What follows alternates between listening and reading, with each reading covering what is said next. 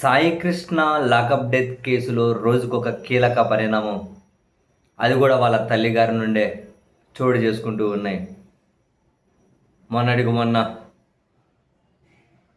సాయికృష్ణ కేసుకు సంబంధించి న్యాయవాదులను మార్చుకుంటాము అని చెప్పి కోర్టులో చెప్పడం. ఇప్పుడు న్యాయవాదులు బాగా వాదిస్తూ ఉన్నారు కదా, హ్యూమన్ రైట్స్కి సంబంధించిన న్యాయవాదులు ఎందుకు మార్చుకుంటున్నారు అని చెప్పి న్యాయమూర్తి గారు అడిగితే వాళ్ళ తల్లిగారు అయితే మౌనంగా ఉండిపోయారు. సో న్యాయవాదులను మార్చుకుంటూ ఉండడం. అండ్ ఇప్పుడు తాజాగా హైకోర్టులో సిబిఐ విచారణ కోరుతూ వేసిన పిటిషన్ ఏదైతే ఉందో ఆ పిటిషన్ ఉపసంహరించుకుంటాను, అనుమతించండి అని చెప్పి ఆమె హైకోర్టును కోరారు.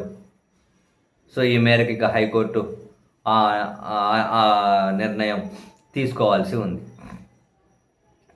న్యాయవాదులను మార్చుకుంటాను అని చెప్పిన మరుసటి రోజే సాయికృష్ణ మృతి మీద సిబిఐ విచారణ కోరుతూ ఆమె వేసిన పిటిషన్ వెనక్కి తీసేసుకుంటాను అని చెప్పి కూడా ఆమె హైకోర్టుకు విన్నవించుకుంది. ఈ మేరకు హైకోర్టు ఆమె అనుబంధ పిటిషన్ మీద విచారణ చేయాలి.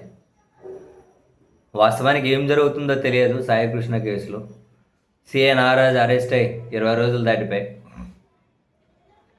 ఇప్పటికీ కనీసం కస్టడీలో తీసుకుని విచారణ చేసే పరిస్థితి లేదు. అసలు సాయికృష్ణ ఎప్పుడు చనిపోయిండ్రు, ఆ భౌతికం ఏమైంది అన్న విషయం కూడా తెలియదు. సీసీటీవీ ఫుటేజ్ ఏమైంది అంటే మాయమైపోయింది, దాన్ని మరి రిట్రైవ్ చేయరా అంటే అది తెలియదు. ఇన్ని రోజుల వరకు తేలింది ఏంటి అంటే సాయికృష్ణ చనిపోయిండు అంతే. దానికి బాధ్యులు సిఐ నాగరాజు మరో 2 కానిస్టేబుల్ అని చెప్పి వాళ్ళు రిమాండ్లో ఉన్నారు.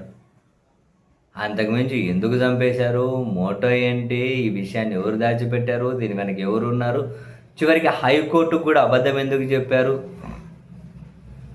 మా అదుపులో లేరు వెతుకుతున్నామని. ఇంత జరుగుతూ ఉన్న న్యాయస్థానాలు ఎక్కడైనా కూడా ఈ విషయం మీద సీరియస్గా స్పందించడము, న్యాయమూర్తి ఎక్కడైనా సీరియస్గా వ్యాఖ్యలు చేయడము, ఇవన్నీ కూడా మనం ఏమీ చూడడం లేదు.